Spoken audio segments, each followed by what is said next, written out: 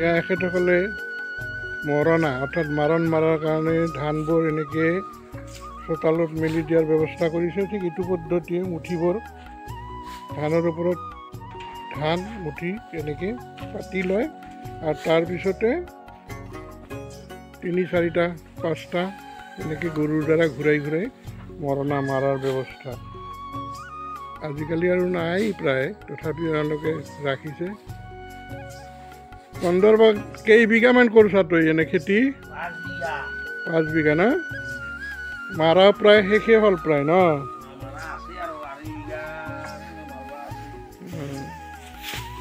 এয়া গধূলিপৰত তেওঁলোকে মৰণাটো মেলি থৈছে আৰু ৰাতিপুৱাৰ ভাগতে অলপ সোনকালে উঠি এইটো গৰুৰে ঘূৰাই ঘূৰাই ধানবোৰ ভৰাই ল'ব।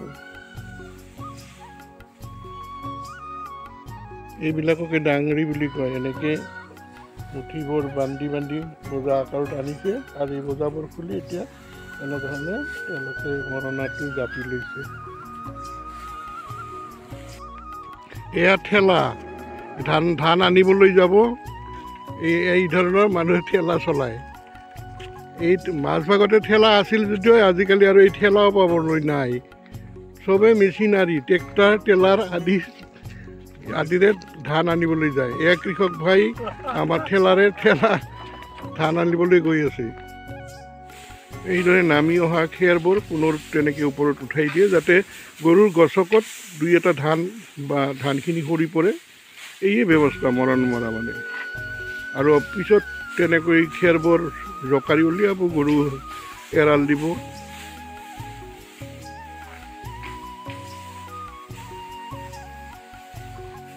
মৰণা অৱশ্যে অসম ৰাজ্যৰ বিভিন্ন ঠাইত এতিয়াও চলি আছে, কিন্তু কাটচিত কমি গৈছে। লাহে লাহে যেন এইবোৰ ব্যৱস্থা নোহোৱাই হ'ব। এনে ধনী গৰীব বুলি কথা নাই, যাৰ মাটি আছে এই কিছু কষ্ট বা অসুবিধা হোৱাৰ কাৰণে তেওঁলোকে বেলেগক আধি দিয়ে, কৰালি দিয়ে।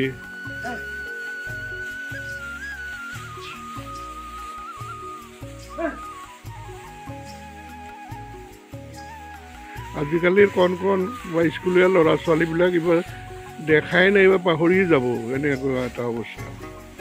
সেইকাৰণে এই ভিডিঅ' আকাৰে আপোনালোকৰ মাজলৈ অকণমান স্মৃতি থাকক বুলি ভাবিয়ে এই ভিডিঅ'টো বনোৱা হ'ল। আশা কৰোঁ আপোনালোকৰ ভাল লাগিলে লাইক কৰিব, কমেণ্ট জনাব কেনে লাগে। আৰু নতুন বুলি যদি এই ভিডিঅ'টো চাইছে তেতিয়াহ'লে কমেডি কিং জগদীশ নাথ বুলি কোৱা চেনেলটো ছাবস্ক্ৰাইব কৰিব। এনেধৰণৰ নতুন নতুন বিষয়ক লৈ ভিডিঅ' সপ্তাহতে বা 15 দিনৰ মূৰে মূৰে একোটাকৈ আপোনালোকে চাব পাৰিব। এয়া আমাৰ কন্দৰ্প নাথ দেউতাক আৰু মনোজিত নাথ তেওঁৰ ল'ৰা, দুয়ো ধুনীয়াকৈ খেতি চম্ভালাত লাগিছে। হ'ব, আজিলৈ আহিছোঁ, ধন্যবাদ।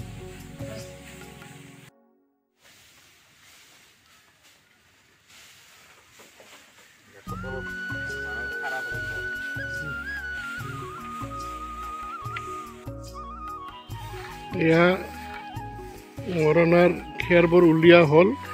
এতিয়া এনেদৰে গুৰি খেৰবোৰ তেওঁলোকে বাঁহৰ বাৰণিৰে এনেকৈ চপাই লৈছে আৰু অলপ পিছতে ইয়াক দম এটা বনাই লৈ পিছত ইয়াত ধূলি মাকতিবোৰ উৰাৰ কাৰণে এটা ব্যৱস্থা কৰিব। কোলা ডালাৰেও কিছুমানে চাফা কৰে, কিন্তু বিচিব, আমাৰ পুৰণা পদ্ধতিৰ দ্বাৰা এওঁলোকে বিচিব। সেইকাৰণে মই অকণমান আপোনালোকক দেখুৱাৰ কাৰণে ভিডিঅ' কৰাৰ যত্ন কৰিছোঁ।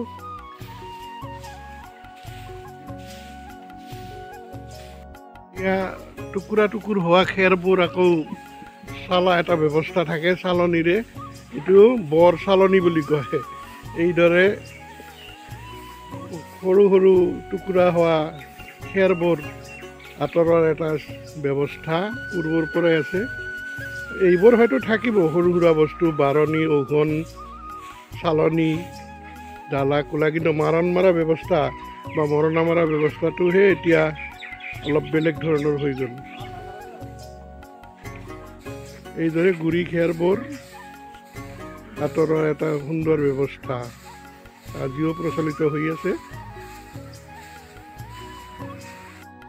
খেৰবোৰ আঁতৰোৱাৰ পিছত এইদৰে ধানখিনি, এইখনৰ নাম ৰইনা বুলি কয়, ৰইনা।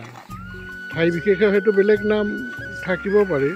এই ৰইনাৰে ধানখিনি এতিয়া দম এটা বনাই ল'ব। গোটেইখিনি টানি এটা থোপ কৰিব যেনিবা, আৰু থোপৰ পিছতে জাৰাৰ ব্যৱস্থা কৰিব, চাফা কৰাৰ। কিছুমান কোলা ডালাৰে জাৰে, আনহাতে এওঁলোকে বিচিব অলপ পিছতে, মৰণা বিচা বুলি কয়। বিচা পদ্ধতিটো এইদৰে চালনীৰে ধানখিনি লয়, এইদৰে ঘূৰাই পেলাই দিয়ে। তাৰপিছত ডালা বা কোলাৰে কৃষকে এই বাও দিয়ে, তাৰমানে এনেকৈ বিচে, আৰু খেৰবোৰ বা যিবিলাক জাবৰ জোঁথৰ থাকে ধানৰ পৰা আঁতৰি যায়। এই পদ্ধতি দুজন দুজনেও কৰে, এজনেও কৰে। আগত কিন্তু বহল ভিত্তিত কৰা আছিল, গতিকে তেনেদৰে কৰিছিল। এতিয়া এজন গৃহস্থই, আমাৰ গাঁৱত এওঁকে দেখিবলৈ পোৱা গৈছে। অৱশ্যে বিচা বা চাফা কৰাবোৰ কৰেই, কিন্তু মৰণা মৰাটোহে উঠি গ'ল। এইদৰে ধান চালনীত ল'ব।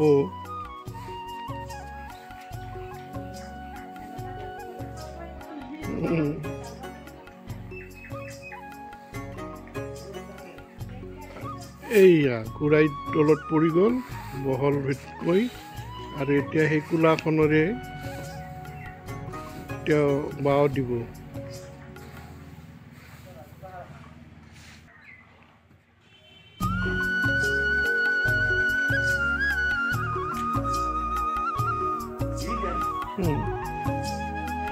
এইদৰে কিছু পৰ হোৱাৰ পিছত জাবৰ জোঁথৰবোৰ চাৰিওপিনে উৰি যাব, আৰু